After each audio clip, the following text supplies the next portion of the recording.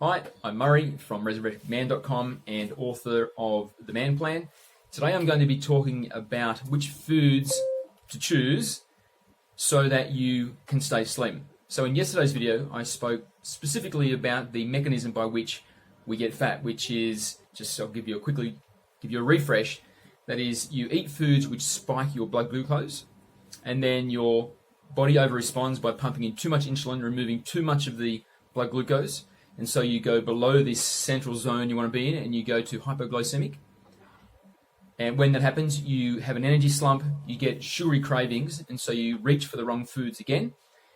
Once again, your blood glucose spikes, you become hyperglycemic, insulin responds by removing it, and you're back down into the hypoglycemic range again, and the same pattern repeats, and you have this roller coaster ride. And every time that glucose is removed from your blood and sent to your liver, converted to a triglyceride and stored in your fat cells, you're getting fatter. So fatter, getting fatter, getting fatter, getting fatter. When you're doing this many times in a day, you're heading towards a crisis. You're heading towards type 2 insulin-dependent diabetes. All right, so today's video, I want to talk about choosing food so that doesn't happen.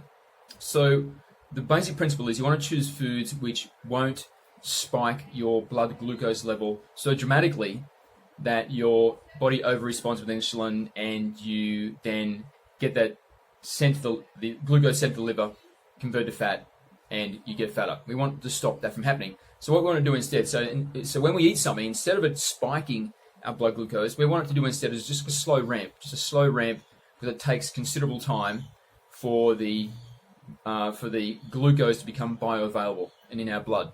All right, and that's going to happen when we eat foods which are the carbohydrates within the food are very complex. So it takes a long time to break down, and so we get this slow ramping, and we just stay within this safe zone. So it ramps, but it stays within that safe zone. It comes down, we eat again, and so on. All right, so what we do is we want to choose foods which have a low glycemic index. So you've probably heard this before. So foods, depending on how much they will spike your blood in the first 20 minutes after you're eating it, they get a score, and that score is it's called a glycemic index score. And this is the common way that people will think about solving this problem. So you get a guide which will tell you which foods have a high glycemic index and which foods have a low glycemic index. So foods that have a high glycemic index, you want to avoid those foods because it's going to spike your blood glucose in the first 20 minutes after eating it, which will start that roller coaster mechanism I was just discussing.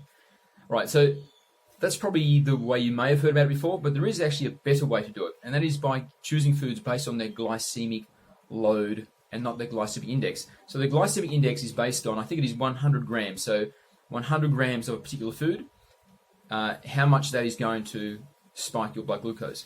But of course, there are some foods when you eat them in much larger proportions than 100 grams, and some which 100 grams is like it's a bit less than 4 ounces.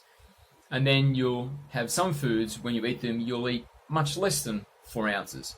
So, for example, when you eat rice, you might eat a couple 100 grams, or maybe eat 8 ounces of rice when you eat rice.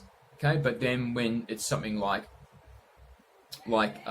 jelly, for example, like jam or jelly, you're only going to use just a few grams of that. So to eat something based on its rating for 100 grams when you're only going to eat maybe 5% of that amount doesn't make sense. So what you can do instead is get a guide which teaches you about glycemic load.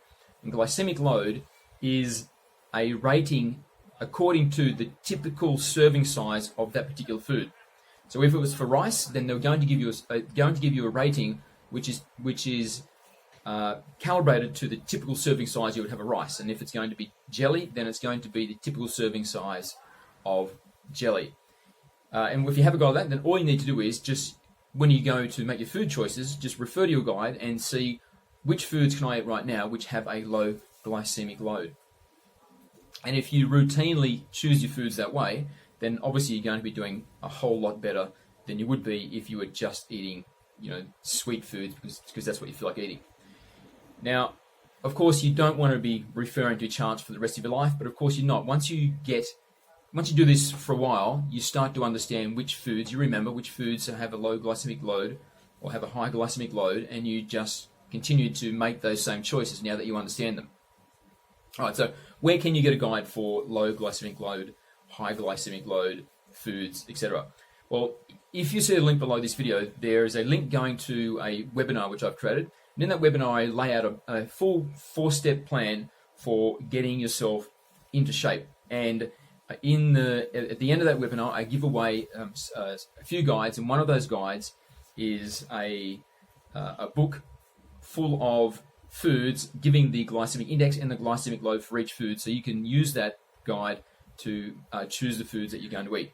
So I've put the link below. All you need to do is just click the link, and that's going to take you to the webinar. Watch the webinar, and then you'll see in the webinar a button will pop up, and that's going to direct you to a place where you can get hold of those guides, because there are 4 of them, 4 really great guides. Another one of the guides that's in there is my 17 eating commandments, and you know I wrote this book, and I've been in shape for like about 10 years.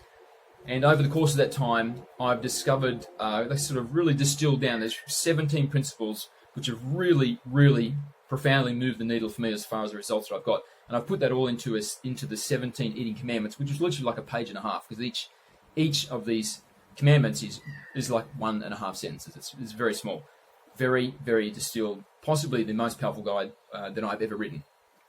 All right, so I encourage you to go ahead, have a look at that webinar, and stick around until a button pops up. Then go there, get those guides, and start eating using principles and decisions based on which foods you know are going to have a low glycemic load and therefore a low impact on your blood glucose. All right, so I hope that's helpful, and I'll speak again soon. Bye.